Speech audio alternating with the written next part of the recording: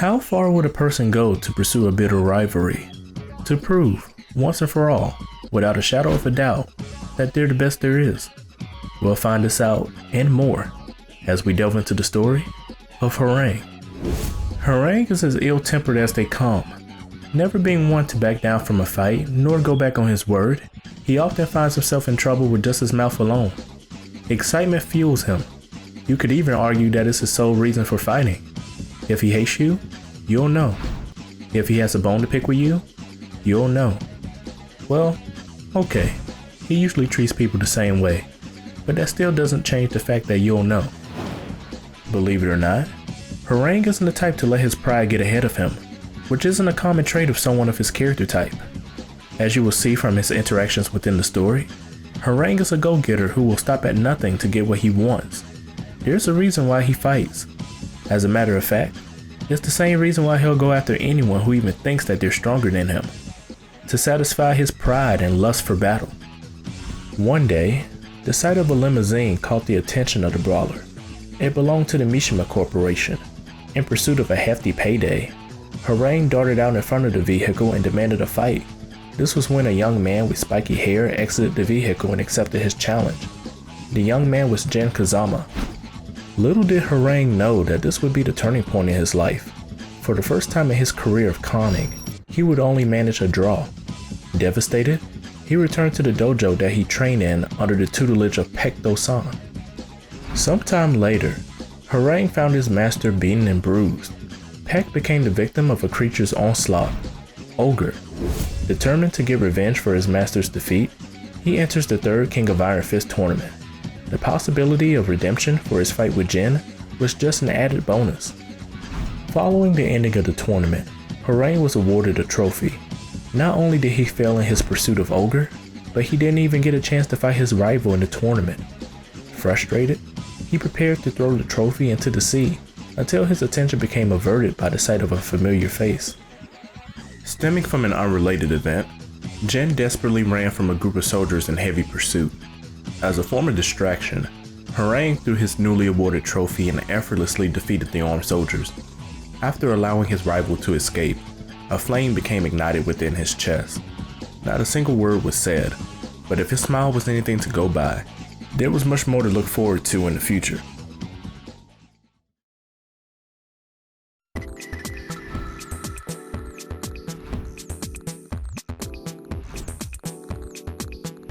Whereas many were basking in peace following the third King of Iron Fist tournament, others were active in more ways than one.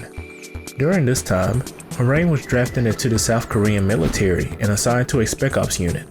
With his skills in Taekwondo and handiness with a variety of weapons, he earned the praise of his superiors. However, Hwoarang would eventually become a thorn in the backsides of his unit. Hwoarang felt empty.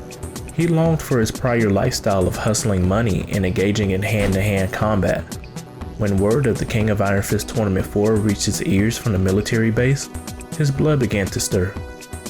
Without hesitation, Hwoarang committed the crime of deserting his active duty role to compete in the tournament. Flooded with confidence and anticipation, he swore to defeat Jin and anyone else who dared stand in his way. Following the tournament, Hwoarang approached an empty parking lot to meet with a familiar face, that familiar face being Jin Kazama. Claiming that he never had the chance to fight him in the tournament, Hwoarang denied Jin's refusal to fight. Whereas Jin claimed that he didn't have a reason to fight, Hwoarang had but one: to come out on top. After the fuming battle, the two were approached by soldiers of the South Korean military. At the helm of the group was Hwoarang's commander, demanding for him to stand down. Without a moment's hesitation, Jin called out to one of the soldiers prior to knocking him unconscious. As a way of repaying his debt to Hwoarang, he contributed to his escape, but not before having to hear Hwoarang remind him of his defeat in anticipation for a rematch at the next tournament.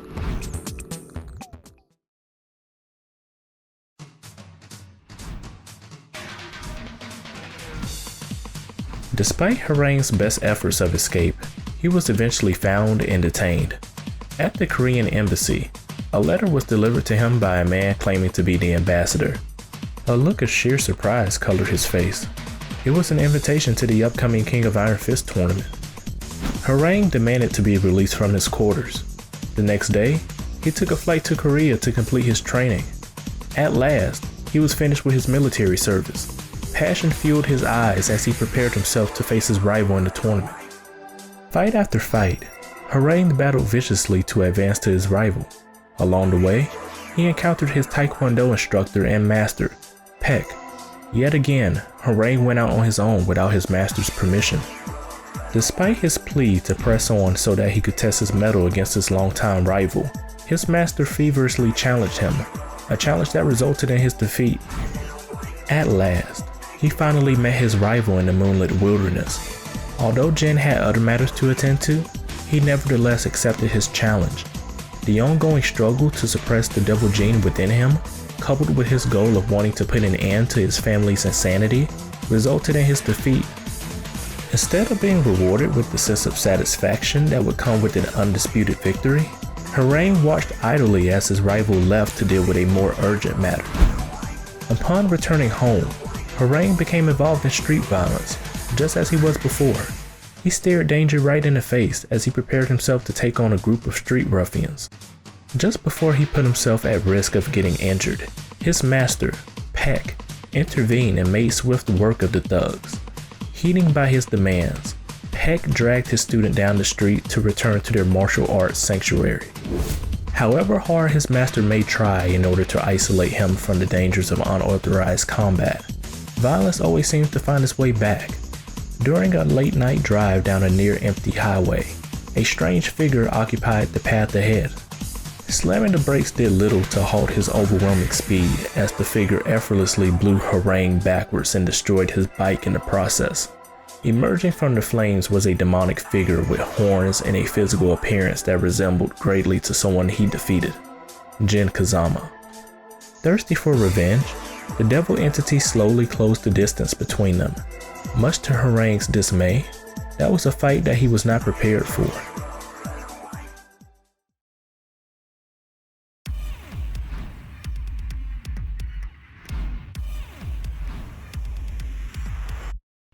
Following the battle along the burning highway, Hwoarang found himself resting in a hospital under the watchful eye of his master. The last thing he could remember was being lifted from the ground in acceptance of his death. After hearing what had happened, he pushed the nurse away and pleaded to his master to make him stronger. After leaving the hospital, Hwoarang trained with more passion and determination than ever before. At this point, it wasn't a matter of him wanting to take down Jin. Instead, he was determined to get his revenge on his devil side. Armies and global war aside, he saw a side to Jin that not many people have ever seen. Never in his life had he been so overwhelmed, so close to death. That left a lasting impression on him. He pledged to never allow himself to be so easily defeated again, and especially not by a monster like Jin.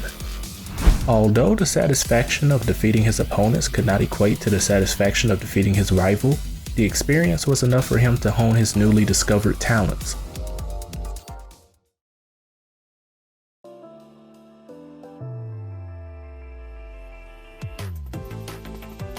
A much stronger man than before, Hwoarang longed to put his skills to the test against the only man capable of giving him a real challenge, Jin Kazama. With only a shred of reliable information at hand, he drove into a tarnished town in the Middle East. Here, he finally came eye to eye with the demonic form that made him bedridden in the past. After traveling so far, he wasn't going to leave without a fight.